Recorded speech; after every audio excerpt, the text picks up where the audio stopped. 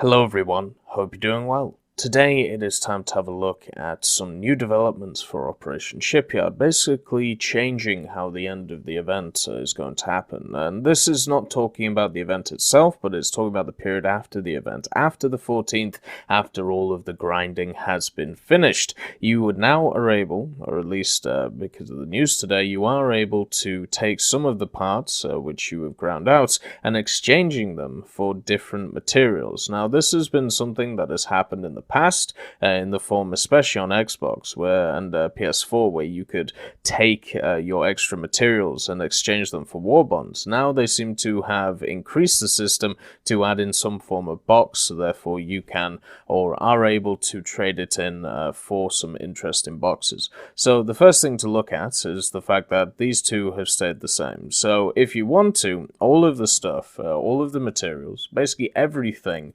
that comes to this event, everything when it comes to assembling the MBK 161, the second one and after, so all of these materials you can sell on the marketplace if you want to. You can also sell sets of blueprints if you feel like it on top of everything. And now, well, before also you could sell these ones, the production enhancements, and it was kind of odd that you could sell these because it didn't really make a lot of sense to be able to sell them, because all they do really is increase your efficiency and how quick you can build things. So overall that doesn't actually really do a lot. If we're looking at it honestly, the only place where it does do something will be on the first MBK 161, and at that point you can't even get these things. You actually get two of them after the fact that you are after the fact of building the first thing. So it doesn't really make a lot of sense that you could sell these. Now it starts to make sense. Now the fact that they're tradable makes sense because of this thing here.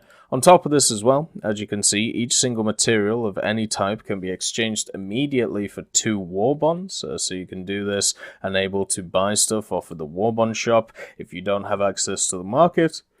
I would say that this is kind of probably the worst out of the three, because at least if you trade stuff on the Gaijin market, you can get Gaijin coin, which can be used on the Gaijin store to be able to buy stuff. On top of it, if you trade in items for this box, then you can get some kind of interesting rewards out of it, which is lovely. When it comes to the Warbond shop, even if you get yourself more war bonds, like let's say you get yourself 3,600, you are still limited in other ways. So you are limited by your shop level, and you're also limited by your special task level. So the idea that you are getting a good deal out of this if you trade them in, well, yeah, maybe if you are a person who has already done the special tasks and who has already done the ranks for, the Warbond shop. But if you're an individual who hasn't, then you're just going to be stuck with a bunch of Warbonds and you don't really know what to do with them. If you are in that situation, I would definitely say picking up some of the boosters for 400 is not a terrible idea. Generally,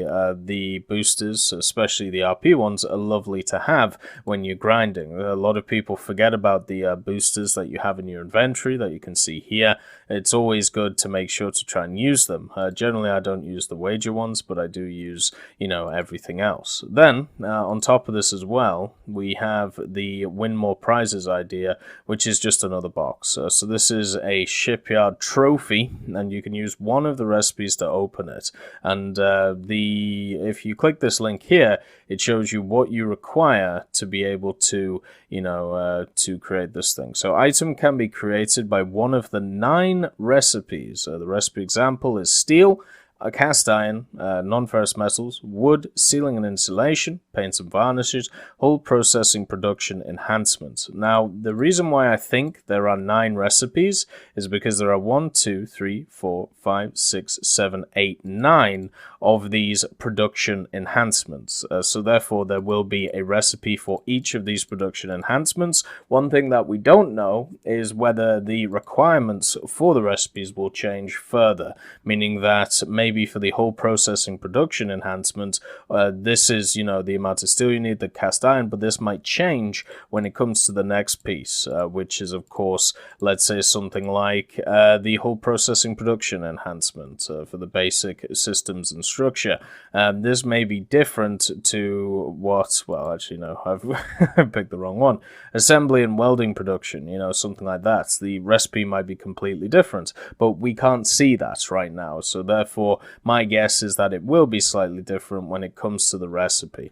Now, the actual requirements for the recipe are very small. The only thing which isn't, which is quite a high requirement, I suppose, is the actual ultra rare piece itself, the components. When it comes to the actual materials that you require, we're talking about 1, 2, 3, then 5, 7, 10 pieces of material, which if you get 3 in a box, which you normally don't get, so let's say 50% of the time you get 2, which you'd hope is the case, that's 5 matches that you have to work on if you get equal distribution of parts. And as we know through this event, there isn't such thing as equal distribution of the parts. I haven't traded anything in over the last 2 days, and you can see that I'm massively weighted towards steel and cast iron compared to the other pieces, which is a bit of a problem.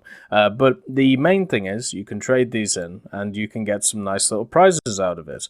The prizes that are available are the T-34E, the M8, the AEC Mark II, the PV-2D, I-29, and the Hawk H-75A2. These are all gift vehicles that have been given away over the last few years. The most recent one, I believe, is the Hawk H-75A2, which was given away during the World War II World War mode, which I was able to snap up. You also have camouflage coupons, so you can get the PV2D Olathe camouflage, I-1ATS summer camouflage, the JU388J grey camouflage, the VFW tricolor camouflage, the Macabre Mark I tricolor camouflage, the MPK Project 122 BIS deforming camouflage, which is absolutely lovely, and of course the HMS Tigers deforming camouflage. A lot of these were available during the Battlefield Engineer event, apart from the PV2D one, I believe, and it was just a pain to be able to get them because you had to finish in the top, I believe, 3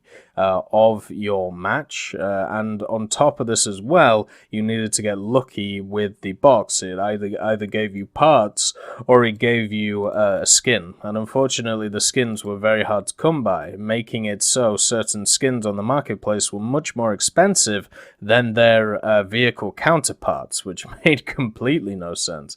But if you have a look at the I-1ATS now, I was actually lucky enough to be able to pick up this is your standard camouflage, very red, very bright, but I was able to pick up the summer camouflage, which I believe was one of the more frequent ones out of one of those boxes. That was really lovely. Then on top of this as well, there seems to be something else which is sat here, which is this 30 war bond tag. So you may get unlucky and get the 30 war bond tag. I would much prefer if this was just taken away. The reason for this is because all of these are couponable, meaning that you can sell them on the marketplace. So there is no need to have this war bond thing here apart from to make people slip up and also to basically give you negative PR.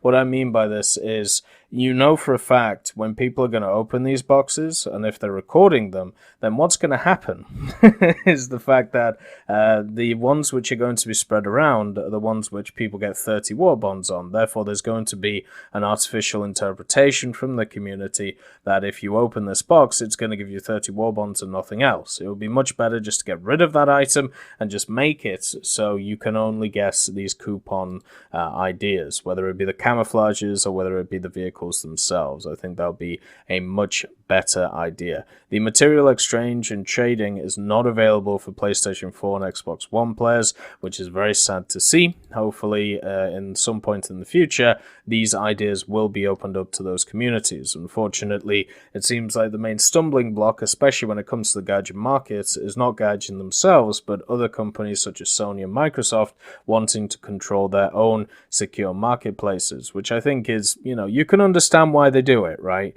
You can understand why they do it. It's just not a consumer-friendly practice, it is a company-friendly practice. Therefore, I'm not as interested in it. Looking at the vehicle coupons that are available, the first one you have is the T-34E. This has been in the game for a long time. Most recently, it was brought back in the Operation Summer event of 2018, where you were able to get the IS-7. The T-34E in its entirety is a pretty cool little vehicle. It's nothing to really write home about. Apart from it is an up-armored T-34, so it's a little bit more armored, it's a little bit slower, but the amount of armor that you get, I think, supersedes the amount of speed that you lose. It has the F-34 cannon on it, which includes a bunch of different rounds, including a smoke shell and a weird and wonderful shrapnel shell, which I've never really used and don't think I ever will. It's overall a very good vehicle and slots into a disgusting 4.0 lineup if you let it. The 4.0 lineup that is available to you with the KV-1E and also the Su-85A and the IL-2M Avenger. It is just amazing to sit it in. If you don't have the premiums though, one of the problems that you have at 4.0 is that you don't have the best lineup. You know, you've got the STZ and that's really about it, and then you're floundering. So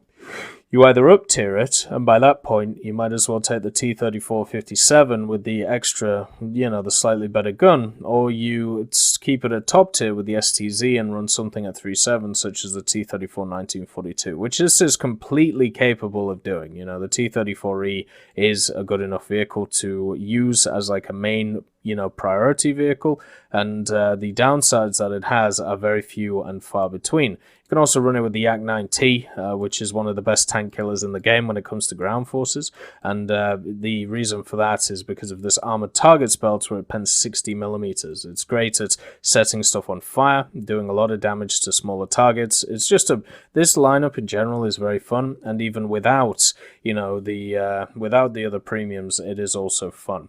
The next vehicle is the M8. This was a gift vehicle given to the US. Was it last year or the year before? Who knows? I can't remember. I remember that you could trade it last year when it came to a specific event. But the M8, a lot of people have talked about how this machine at 1.0, it just recently got added to the Chinese tech tree, but for the Americans, it is a gift premium vehicle at rank 1 BR 1.0. I would have always preferred this to be in the tech tree because of its mass production and its use. It would be lovely to see if we do finally get a standard tech tree version at some point, but as a gift vehicle, it is a lot of fun. It has a lot of speed behind it. It's nice to have a 50 cal at 1.0. There's a lot of targets that you can chew through with that 50 cal. So if the 37 with an amazing reload, amazing gun depression, and generally very good penning round as well, which you can up to if you feel like it, 78mm to 87mm overall, you can take it up to even 2.3 and do well in it.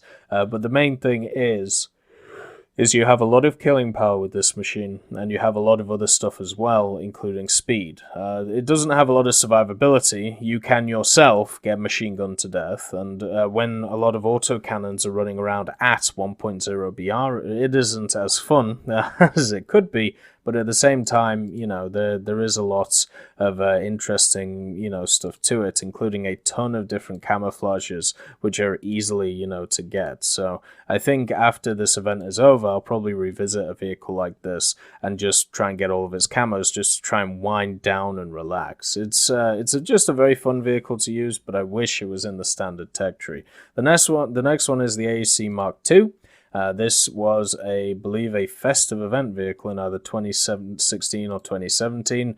It is an armoured car for the British, 3.0. It is very much an up-armoured armoured car. It has 31mm on the hull, and 17mm on the hull in the central part, and 31mm on the turret itself. It has access to the 57mm, which is kind of the crowning achievement of this thing. The 57mm with a 5.2 second reload has great penetration, up to 131mm, being able to go through pretty much anything at 3.0. The only thing it may struggle against is a Churchill, and guess what's on your side? A Churchill. It also has great turret rotation speed, great reload, great gun depression. It's overall a fantastic gun on this chassis.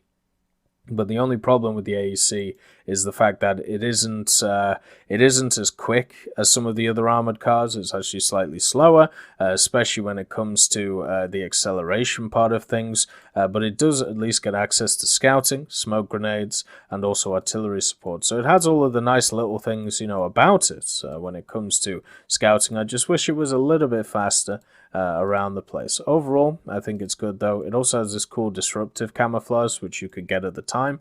Not sure it'll come with that. I'm not sure if you'll be able to get it. It also has this really nice, I believe this is a market skin, which I actually got on it at some point. So you can see here the wonderful 10th Indian Infantry Division that is available for it. The next vehicle to look at is the PV2D, one of the best grinders for aviation when it comes to America. The PV2D is sat at rank 2, even though it has, a 3.3 BR. And this machine, there's a lot of times that it's been changed in its history, whether it be BR or whether it be with armament. And what you'll find is they gave it kind of like this this plane killer loadout. So one of the great things about the PV2D when it was put in, it was seen as a bomber, which after dealing with, bombing, you could then go out and annihilate anything that was on the other side of the ring when it came to bombers, and that's basically what you used it for, because it has this wonderful 8 set of 50 cals in the center. Now what they did later on is they gave it this option to be able to, bring along 4 extra MGs, 4 extra 50 cals, and you can now use this as a complete, strike fighter against bombers and whatever you feel like, or basically just a bomber interceptor, because it gets a bomber airborne. So you don't even have to go the bombing route or the rocket route if you don't want to. Instead, what you can just do is you can just lay up on 50 cals.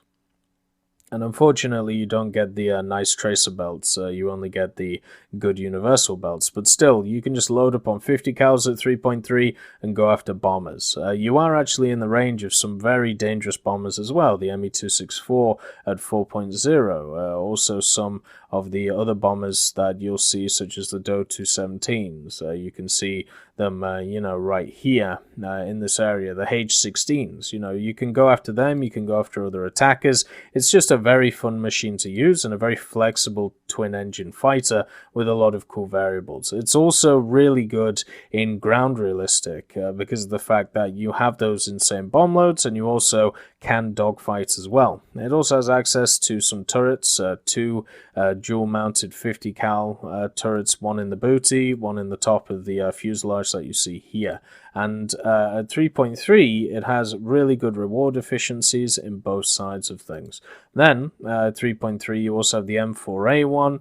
You have stuff such as the T18E2, the M4A3105. You can even up tier it to 3.7 if you feel like, taking on, or if you feel like putting in these Shermans. But I'd say at 3.3 with the M4A1, the M24, and the M15A1, you already have a pretty solid lineup around it. I would definitely say the PV2D would be my pick out of all of these, just because of its usefulness in more than one game mode. It's useful in every game mode, even naval, because it can carry a torpedo. The I-29. Now, the I-29 is a rank 1 battle rating 2.7 vehicle. It joined the ranks of the 2.7 crazy Soviet machines, which now are at 3.0. So the I-301 I think it came into the game at 2.0 or 2.3, something ridiculous, and then it got upgraded to 2.7, and now it's at 3.0.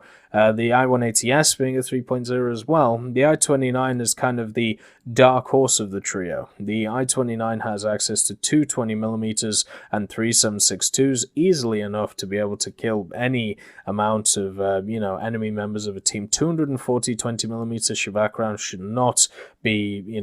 not be looked down upon. They're incredibly good guns at this level because not a ton of stuff is running around with a ton of armor, so therefore you can just pop and batter whatever you're facing. When it comes to the 7.62s, you can see that 2 of them are engine mounted, so they're mounted in the center of the Klimov VK105Rs, and then you have one which is centrally mounted, so you do have to worry a little bit about convergence, but nothing really. You also have the tracer belts API-T. You can do a ton of damage with these. Firepower overall for the I-29 is really good. The main thing though is its flight performance. This, when it came out, and even now, was one of the nicest vehicles to fly, just as a general vehicle to fly around the place. It's as a twin-engine fighter, normally the problems you're having is you aren't as flexible enough, you aren't as maneuverable enough to deal with monoplanes. That isn't the case for the I-29. The I-29 is able to pull with single-engine fighters. It is able to go as fast as them. It is able to dive as fast as them. It is one of the twin-engine fighters in the game, along with stuff like the Ki-45 Co, that can stand up to single-engined fighters and do incredibly well. Therefore, it is a really fun machine to fly, even at 2.7. It also has this summer camouflage, which is what it came out with the event that it was in, and also this aircraft prototype camouflage, which, you know, is kind of interesting. The white and red is a lovely combination on this aircraft. The next vehicle to have a look at is the Hawk H-75A2.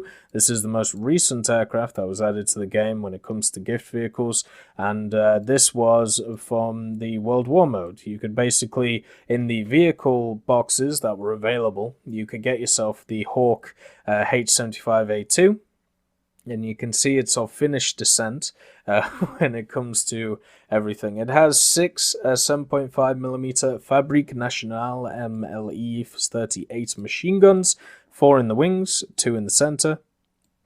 So convergence is a bit of an issue.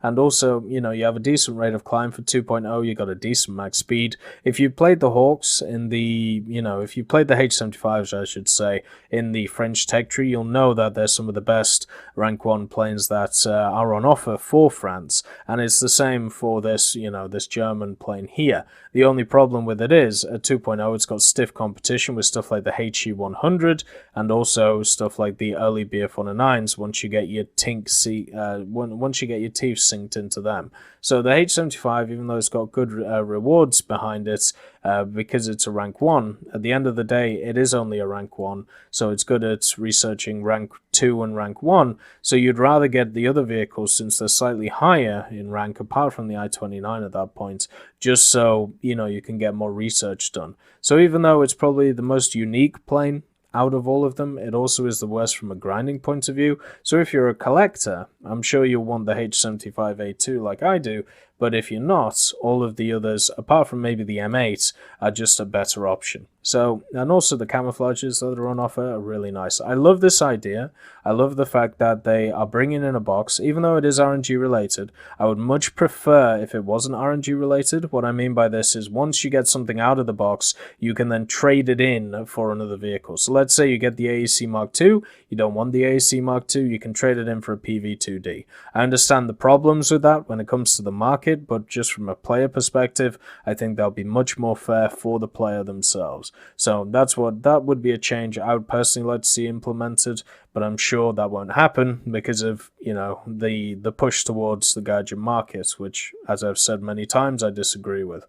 So the fact is, it's nice that they're putting in another option to be able to get different things out of this event instead of the major vehicles. And also, if you finish the event, then this gives you a reason to keep grinding, you know, to be able to get more of those pieces. Instead of just selling them on the marketplace, you can now get yourself some rare, unique vehicles, which I think is incredibly important. Anyway, I hope you all have enjoyed this video, and I'll see you next time.